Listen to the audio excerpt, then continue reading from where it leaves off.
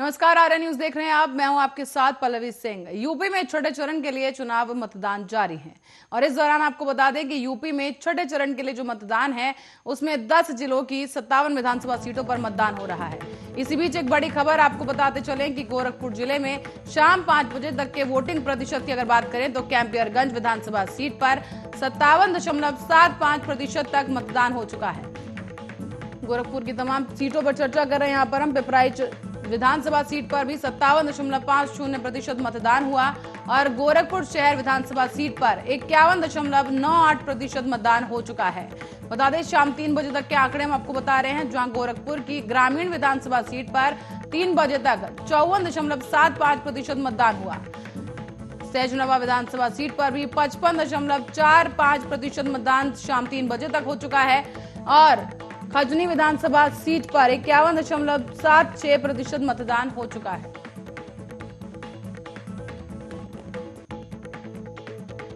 चौरी चौरा विधानसभा seat पर 52.17% मतदान हो चुका है। यूपी में 57 विधानसभा सीटों पर मतदान जारी है और आपको बताते चले कि शाम 5 बजे तक के आंकड़े हमारे सामने आ चुके हैं। गोरखपुर जिले में शाम 5 बजे तक 53.90% मतदान हो चुका है।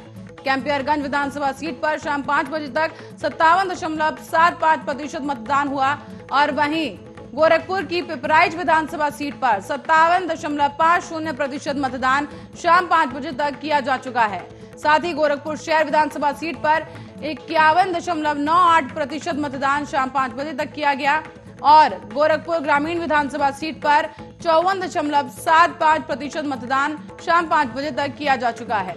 सहजनवा विधानसभा सीट पर भी 55.45% मतदान शाम 5 बजे तक किया गया। और बता दें छठे चरण के चुनाव हैं जहां मतदान किया जा रहा है। खजनी विधानसभा सीट पर 51.76% मतदान किया जा चुका है।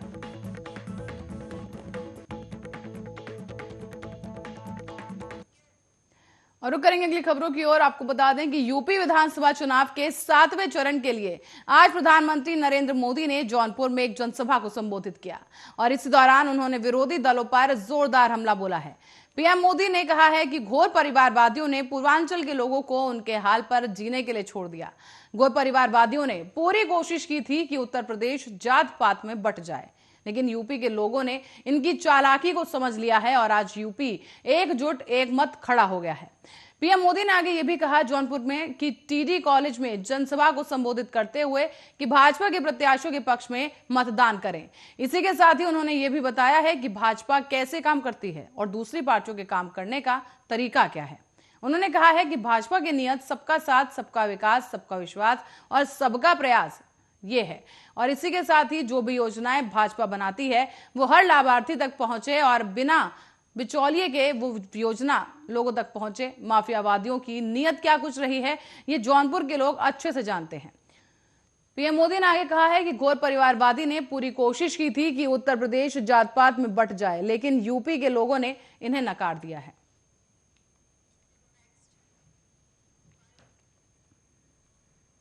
और उत्तर प्रदेश के वाराणसी में भी गुरुवार को समाजवादी पार्टी के राष्ट्रीय अध्यक्ष अखिलेश यादव की एक जनसभा रही। इस दौरान उन्होंने उनके साथ पश्चिम बंगाल की सीएम ममता बनर्जी और राष्ट्रीय लोकदल के नेता जयंत चौधरी भी मौजूद रहे। ये संयुक्त जनसभा थी जहां पर अखिलेश ने कहा कि ये चुनाव यूपी के भविष्य के लिए है। ये चुनाव तय करेगा कि देश में लोकतंत्र रहेगा या नहीं। उन्होंने ये भी कहा कि जब हमारी सरकार आएगी तो पुलिस की भर्ती के साथ ही हमारी कोशिश होगी कि सेना में भी भर्तियां आए। इस दौरान अखिलेश यादव ने प्रधानमंत्री नरेंद्र मोदी पर भी जुबानी हमला बोला और पूर्व सीएम ने कहा कि वाराणसी के जिस गांव को प्रधानमंत्री जी ने गोद लिया था उस गांव का प्रधान चुनाव बीजेपी का प्रत्याशी हार गया है। उन्होंने कहा कि बीजेपी के लोगों ने सपना दिखाया था कि बनारस को क्योटो बना देंगे, लेकिन आपको बताते चले कि बनारस के विकास को लेकर बीजेपी के लोगों ने काशी को इतना तोड़फोड़ कर दी है कि इस बार बनारस के लोग भारतीय जनता पार्टी के झूठ का रस निकालेंगे। अखिलेश यादव ने पूछा कि भाजपा ने कहा कि किसानों की आय दोगुनी होगी, क्या किसानों की आय दोगुनी हो गई है? उन्होंने कहा कि छठवें चरण में तो जनता भाजपा को छांट देगी और 7वें चरण में गठबंधन का इतना मजबूत बहुमत होगा कि भाजपा ने कभी कल्पना नहीं की होगी।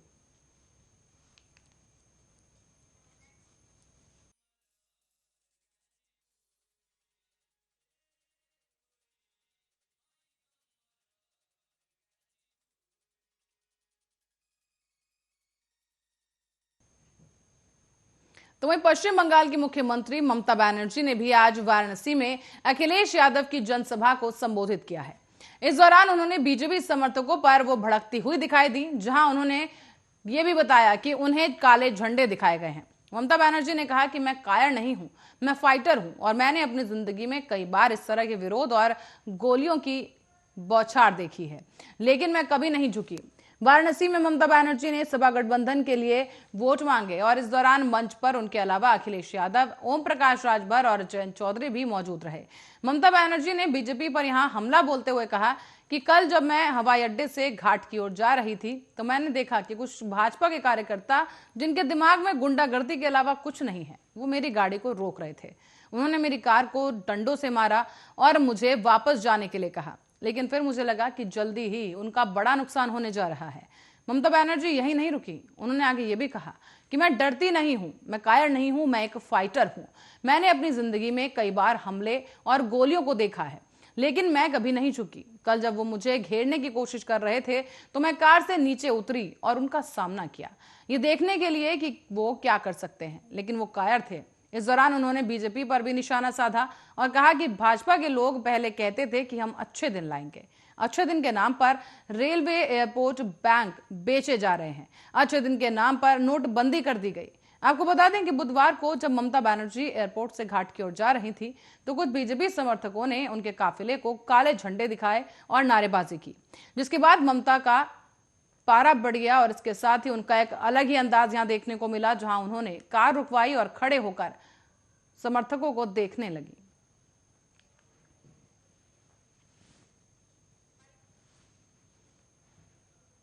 और गोरखपुर की विधानसभा कैंपियरगंज में जो है, आपको बता दें कि पोजिक विद्यालय में पीपीगंज पर किन्नर समाज के लोगों ने मतदान किया है। किन्नर समाज के लोग मतदान करते हुए उत्साहित नजर आए और किन्नर अखाड़ा के महामंडलेश्वर कनकेश्वरी किरण नंद गिरी ने आर्य न्यूज से खास बातचीत भी की। शांतिपूर्ण ढंग से चल रहा मतदान और प्रशासन भी पूरी तरह से यहाँ मुस्तैद नजर आया है। सचिनानंद, मैं गोरखपुर जिले के विधानसभा कैंपियरगंज के कंपोजिटपुर माध्यमिक विद्यालय पीपीएन द्वितीय पे हूँ। आप देख सकते हैं कि अद्भुत दृश्य जो किन्नर समाज वर्षों से पीपीएन नगर पंचायत पीपीएन में रहते आ रहे हैं, इनके द्वारा भी मतदान करते हुए देखा जा रहा है। आइए जानते हैं कि किस मुद्दे पे मतदान की है और कैसी सरकार चुनने जा रहे हैं। क्या नाम आपका? जय श्री महाकाल। मैं किन्नर अखाड़े के महामंडलेश्वर कंकेश्वरी कल्याण बोर्ड की सदस्य आज आए हैं हमारे पूरे चेले के साथ, समाज के साथ, और मैं समाज के लिए हर चीज़ करती हूँ, पूजा पाठ, हर एक व्रत, और समाज के लिए मैं लड़ रही हूँ और समाज के लिए भी नेता आ जाएंगे। जैसे विकास होते आ रही है उसी विकास होते रहे, हमारे जजमान को कोई दुखित ना हो, मैं वही चाह रही हूँ। आज हमारे सब चेले पूरे परिवार आए, हम लोग मतदान किए हैं और कहते हैं ना, पहले मतदान फिर जलपान। जैसा कि बाबा जी जानकारी लेने आए हैं कि जहाँ तक यूपी का चुनाव है, जातिगत चुनाव है, तो आप लोग किस मुद्दे पे मतदान किए हैं? हमारा मतदान क्या है, खुले जैसे सब कर वैसे हम भी कर रहे हैं। और मतदान के बाद रह गई सवाल विकास हो हमारे समाज में, हमारा क्या बोलते, हमारा गांव में, हमारे देश में, यही सबसे बड़ी बात है। बता दें हम क्या आप कितने बार? मैं यूपी में 98 में आई थी, 98 से एक साल तो मेरा गैप गया, उसके बाद से तो हमारा चलते ही आ रही है। मैं मतदान करती गई और मतदान होते आ रही, जागरूकता भी करी हूँ, बहुत सा करी, अभियान भी चलाई हूँ मैं। और रह गए साल हमारे जितने हमारे समाज में हमारे पीपीगंज के जजमान, गोरखपुर के वासियों, जो मैं कहती हूँ सुनते भी, क्योंकि हमारा आशीर्वाद उनको प्राप्त होती है। हमारा आशीर्वाद मूल चीज़ सबसे बड़ी बात है, क्योंकि हम अर्धनारीश्वर का रूप कहलाते हैं, मंगलामुखी कहलाते हैं, और उसके बाद में क्या उनको देवता भी हम कहते हैं। तो ये इसलिए हमारे जजमान हमारे बात सुनते भी हैं, हमारा बहुत सम्मान करता है। इससे बढ़ के गोरक्षनाथ बाबा मंदिर पे, उनके चरणों पे हूँ, गोरक्षनाथ महाराज के चरणों पे, कि आज मैं इस गोरखपुर में आई हूँ।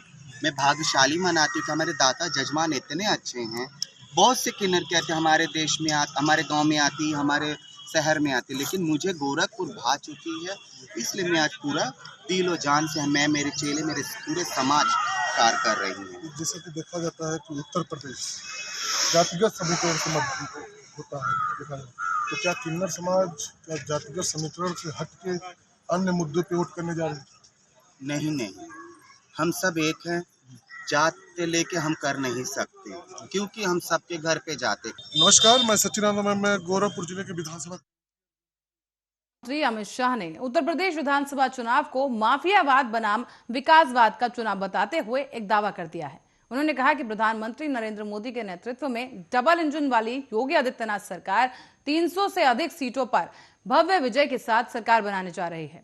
दरअसल बुधवार को उत्तर प्रदेश के चंदौली और जौनपुर में जनसभाओं को संबोधित करते हुए अमित शाह ने यह कहा है कि चुनाव माफियावाद बनाम विकासवाद हो चुका है, भ्रष्टाचार बनाम पारदर्शी सरकार का चुनाव है और गरीबों से लूट बनाम गरीबों को सशक्त बनाने का चुनाव है। शाह ने यह दावा कर दिया है कि अब तक 5 चरणों में चुनाव में ही यूपी की जनता ने सपा, बसपा और कांग्रेस का पूर्णतः सफाया कर दिया है।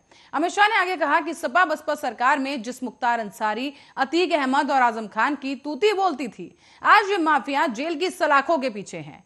आपको बताते चलें कि उन्होंने ये भी कहा कि अगर इन्हें जेल में ही रखना है तो प्रधानमंत्री नरेंद्र मोदी के नेतृत्व में फिर से भारी बहुमत से भाजपा की सरकार बनानी होगी।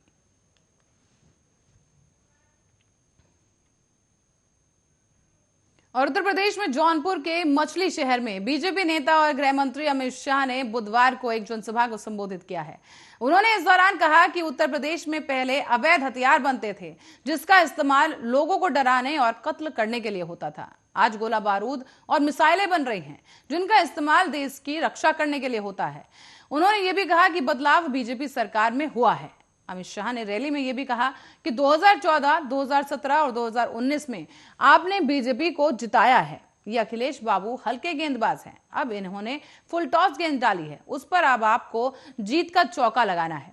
उन्होंने कहा कि बीजेपी की डबल इंजन सरकार ने चारों ओर एक्सप्रेसवे, मेडिकल कॉलेज और मेट्रो का जाल बिछाकर प्रदेश की गरीब जनता के भविष्य को संवारने का काम किया है।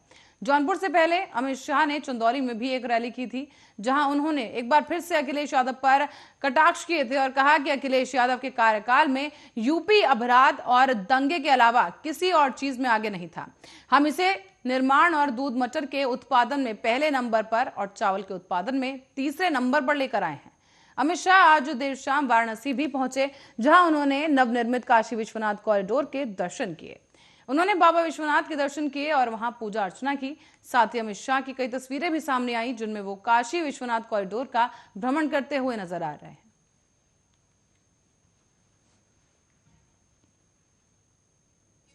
और इसी बीच पश्चिम बंगाल की मुख्यमंत्री और ऑल इंडिया तृणमूल कांग्रेस की नेता ममता बनर्जी बुधवार को उत्तर प्रदेश स्थित वाराणसी पहुंची। ममता बनर्जी के वाराणसी पहुंचने के बाद ही समाजवादी पार्टी के राष्ट्रीय अध्यक्ष अखिलेश यादव ने आरोप लगा दिया है कि पश्चिम बंगाल की मुख्यमंत्री को काले झंडे दिखाए गए। उन्होंने एक ट्वीट किया और कहा कि यूपी के पूर्व सीएम अखिलेश यादव ने लिखा कि भाजपा के बिगड़े हालात हैं क्योंकि दीदी भैया साथ हैं। सपा नेता ने आगे ये भी लिखा कि भाजपा पश्चिम बंगाल में हुई शर्मिंदा हार के सदमे में अभी भी नहीं उभरी है, इसलिए सुश्री ममता बनर्जी के बनारस आने पर काले झंडे दिखाए गए। ये भाजपाइयों की हताशा का ही दूसरा रूप है, क्योंकि वो जानते हैं कि वो उत्तर प्रदेश में बुरी तरह हार रहे हैं। तो वहीं वाराणसी पहुंचने के बाद सीएम ममता बनर्जी गंगा आरती के लिए दक्षिणेश्वर घाट पहुंची, जहां हालांकि वाराणसी पहुंचने के बाद वो गुरुवार को समाजवादी पार्टी के राष्ट्रीय अध्यक्ष अखिलेश यादव और राष्ट्रीय लोकदल के नेता जयंत चौधरी के साथ चुनावी रैली करेंगी। टीएमसी के सूत्रों ने यह भी जानकारी दी कि ममता बनर्जी वाराणसी में बृहस्पतिवार को अखिलेश यादव के साथ एक रैली करने पहुंची। शुक्रवार की शाम को वो कोलकाता वापस लौटेंगी और वाराणसी में प्रधानमंत्री नरेंद्र मोदी का संसदीय क्षेत्र वाराणसी है। ऐसे में कोलकाता में एक प्रेस वार्ता के दौरान ममता बनर्जी ने कहा कि मैं समाजवादी पार्टी और अखिलेश यादव के लिए प्रचार करने वाराणसी आई हूं। मैं विश्वनाथ मंदिर घाट भी जाऊंगी और वहां दिया जलाऊंगी। तो बात करें कांग्रेस की, तो कांग्रेस महासचिव प्रियंका गांधी बुधवार को मऊ पहुंची, जहां उन्होंने भारतीय जनता पार्टी पर एक जोरदार हमला बोला है। उन्होंने कहा कि कई पुश्तों से भाजपा और राष्ट्रीय स्वयंसेवक संघ से लड़ रही हैं और वो उनके आगे कभी झुकेंगे नहीं बल्कि संघर्ष करेंगी। प्रियंका गांधी ने सपा और बसपा को भी आड़े हाथों लिया और कहा कि समाजवादी पार्टी के नेता झुक जाएंगे, बसपा के नेता झुक जाएंगे, घरों में दुबक जाएंगे, लेकिन कांग्रेस पार्टी ना इनसे डरेगी, ना इनके सामने झुकेगी, बल्कि वो न्याय के लिए संघर्ष करेगी और भाजपा का सामना करेगी। प्रियंका गांधी वाड्रा ने आगे मऊ जिले में इंदिरा गांधी पीजी कॉलेज, मधुबन में, खैराबाद, मोहम्मदाबाद, गोहना में और एक आजमगढ़ के रानी की सराय में जनसभाओं को संबोधित किया। साथ ही कांग्रेस के पक्ष में वोट डालने की अपील भी प्रियंका गांधी ने की और इस दौरान उन्होंने कहा कि जो धर्म जाति के नाम पर जज्बातों को उभार कर वोट मांगते हैं उन्हें बिल्कुल वोट मत दें। प्रियंका गांधी बोली कि इतिहास में कोई ऐसी जंग नहीं हुई जो बिना लड़े जीती गई हो। ये सपा बसपा लड़ नहीं रहे, ये जीत कैसे जाएंगे? ये समझौता करेंगे, 5 साल समझौता करके अपने घरों में दुबके रहेंगे। सरकार बनेगी तो भी यही करेंगे। ये लोग भाजपा का सामना नहीं कर सकते, इसीलिए बीजेपी कांग्रेस पर, मेरे परिवार पर वार करती है, क्योंकि वो जानती है कि हम नहीं झुकेंगे। हमें हिरासत में ले लें, हमें जेल में डाल दें, हमारी जान ले लें, हम इनके सामने झुकेंगे नहीं।